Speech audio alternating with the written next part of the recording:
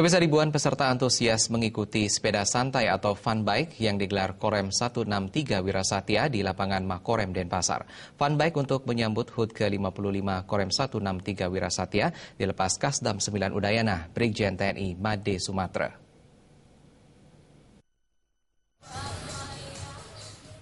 Fun bike HUT ke-55 Korem 163 Wirasatya diikuti 4.000 peserta dari unsur TNI, Polri, instansi dan dinas pemerintah daerah, serta masyarakat. Mereka terlihat begitu antusias mengikuti kegiatan fun bike meski di tengah guyuran hujan.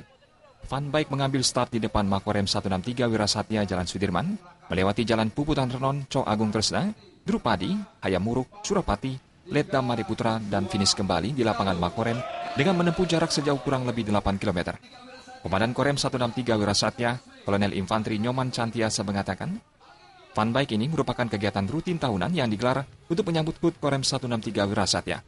Berbagai kegiatan dalam rangka HUT Korem kali ini lebih melibatkan masyarakat seperti kegiatan bersih-bersih di Pantai Biaung beberapa waktu lalu. Diharapkan kegiatan-kegiatan ini semakin meningkatkan kemanunggalan TNI dengan rakyat.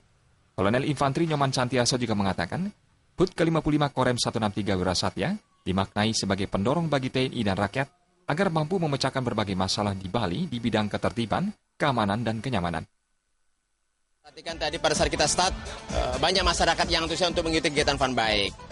Jadi rangkaian kegiatan ini bagaimana kita dalam rangka memaknai ulang tahun ini, kita sebagai satuan di Korem 163 yang memiliki tugas menjaga kedaulatan, keamanan di wilayah darat Bali, itu kita harus menjadi kebanggaan masyarakat Bali. Jadi kita harus menjadi solusi di wilayah Bali berbagai masalah-masalah yang ada di Bali. Dari permasalahan ketertiban, keamanan, kemudian kenyamanan, dan berbagai kegiatan-kegiatan di berbau nasional maupun kegiatan internasional. Selain fun bike, rangkaian peringatan HUT ke-55 Korem 163 Wirasatya juga diisi kegiatan donor darah, pertandingan futsal, ajang sana ke panti asuhan, lomba burung berkicau, dan rally mobil.